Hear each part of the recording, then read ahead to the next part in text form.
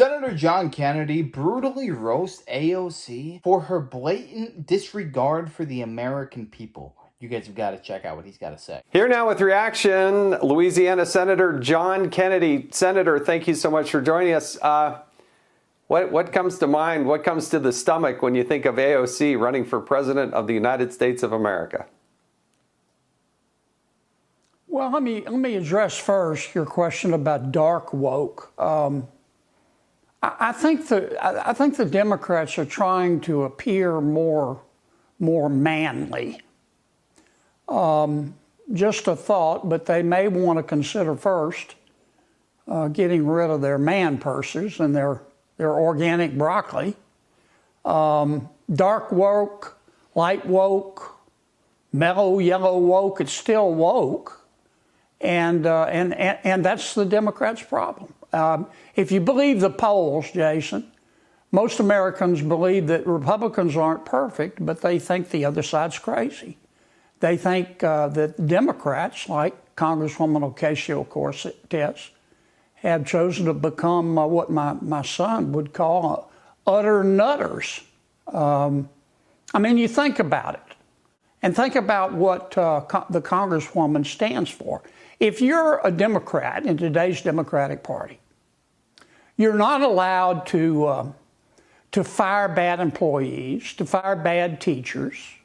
You're not allowed to cut wasteful spending.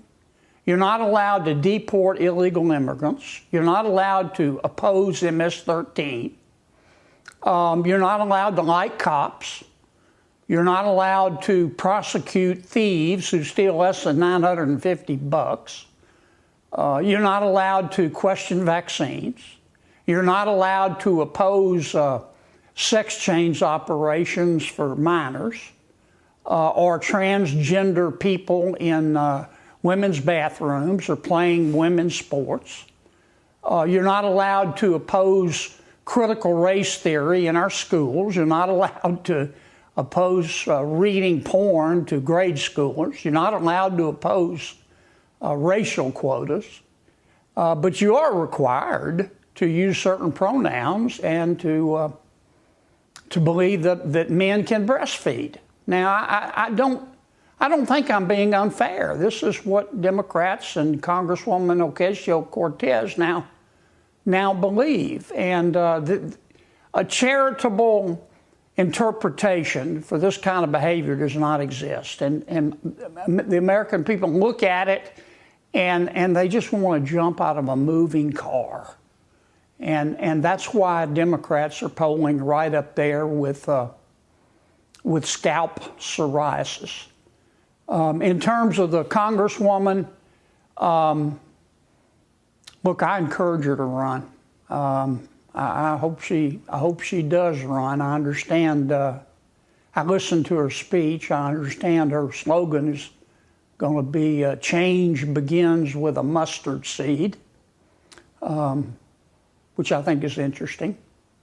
I guess if Governor Pritzker runs, his slogan will be "You can have a tummy and still be yummy." I don't know. I just think with the Congresswoman, if you scratch the surface, you get more surface. I don't think she has the intellectual firepower to run a campaign to be president, but I hope she does.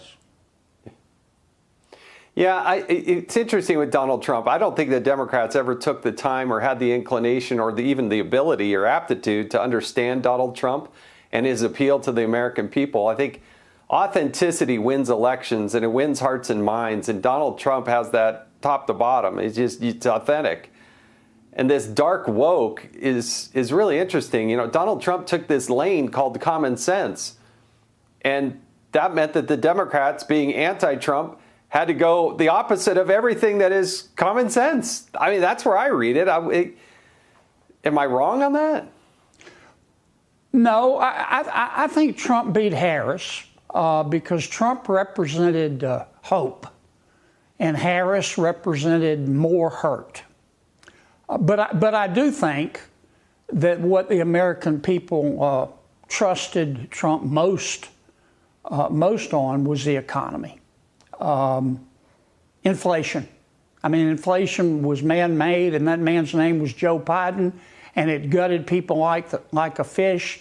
And when moms and dads lie down to sleep at night, Jason and Kent, they're worried about the economy. They're worried about the high prices. That's why we've got to pass the reconciliation bill. That's our plan to deal with lowering these prices.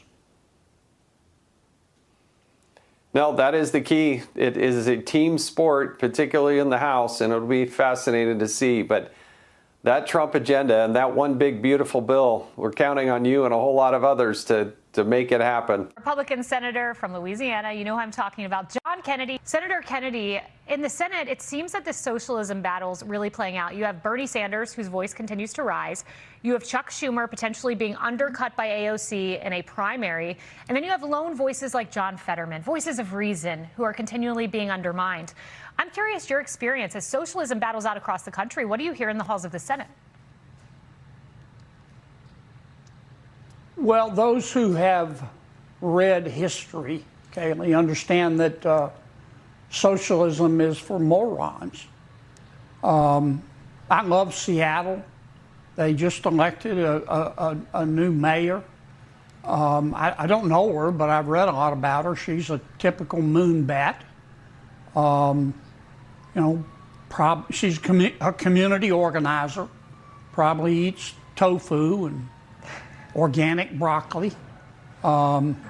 She's a self-avowed socialist. She's proud of things that she should be ashamed of. She's entitled to her opinion, and I guess what I just said is kind of mean. I'll stop being mean if she'll stop being foolish. The loon wing, the Bolshevik wing, the socialist wing of the Democratic Party is obviously in control. That's what drove the shutdown. That's what made Senator Schumer do what he did. He knew better. Remember the old Jack Nicholson movie line, go sell crazy somewhere else, we're all stocked up here? I don't think Chuck saw the movie. Chuck kept saying, we got this. But none of them had it, and they all needed therapy. And they hurt the American people badly, but we all stuck together, with the exception of Senator Paul. I want to thank President Trump for sticking with us, and all Senator Schumer got out of it was a lousy T-shirt that said, life is hard, but it's harder when you're stupid. Yeah, I want to ask you about a bill that you had. You had a bill that you wanted to put senators' pay and House members' pay in escrow. That if TSA workers are sleeping in their cars, we shouldn't have lawmakers getting paid. And there was a constitutional workaround to perhaps make that feasible.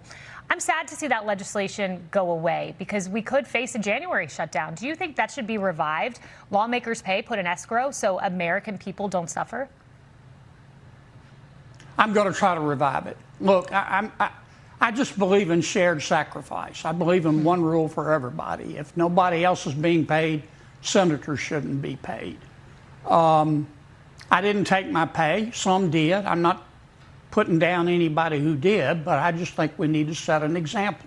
I wanted to add an amendment to the resolution that got us out of the shutdown. The Senate Republican leadership blocked me. They agreed to send it to a committee, which will be voted on week after next. I won't faint with surprise if they block it there.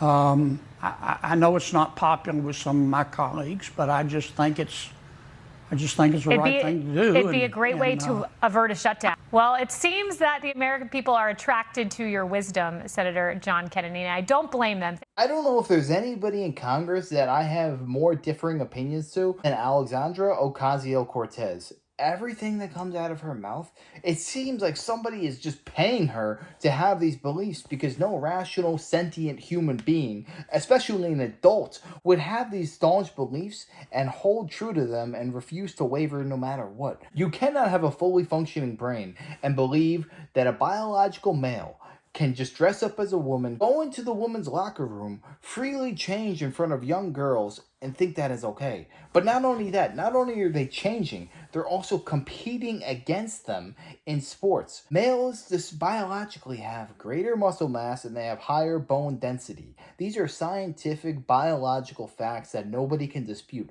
Yes, you might see some girl who's a bodybuilder and she's stronger than a scrawny man. I don't care. Exceptions do not disprove the rule. But that is a fraction of the case. It's the same thing with abortion, how they say, like, oh yeah, if you got raped or you are not for abortion in that case, they always go to the most extreme circumstances to try and justify their position, because they know if they just talked about the 99%, they talked about what's most common, they would lose their argument 10 times out of 10. The thing that's so frightening to me is that AOC is the face of the Democratic Party. Let's just be honest right now. Who else could challenge her? Chuck Schumer, we've realized, has no chance.